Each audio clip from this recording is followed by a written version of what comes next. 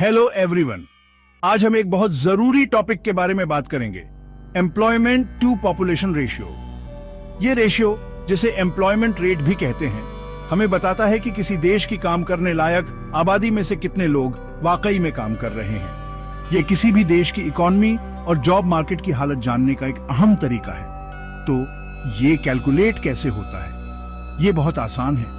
आपको बस काम करने वाले लोगों की संख्या लेनी है और उसे काम करने लायक उम्र के लोगों की कुल संख्या से डिवाइड कर देना है, जो आमतौर पर 15 से 66 साल की उम्र के बीच के लोग होते हैं। अब इसे 100 से मल्टीप्लाई करो और आपको आपका रेशियो मिल जाएगा।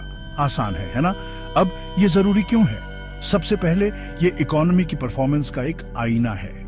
ज्यादा रेशियो का मतलब है कि ज्यादा लोग काम कर रहे हैं और इकोनॉमी में अपना योगदान दे रहे हैं।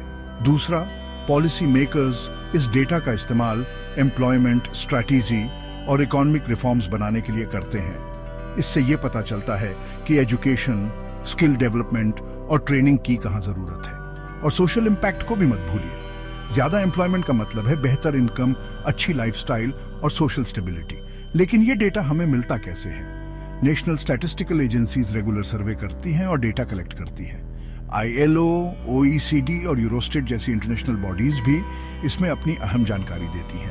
कुछ देश तो एक्यूरेसी के लिए सोशल इंश्योरेंस और टैक्स डेटा का भी इस्तेमाल करते हैं।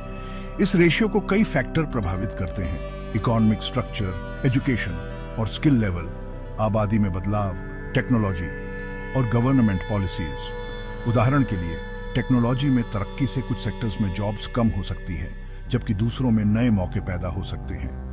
ग्रामीण इलाकों में लोग ज्यादातर खेती पर निर्भर हैं, जबकि शहरी इलाकों में इंडस्ट्रियल और सर्विस जॉब्स ज्यादा हैं।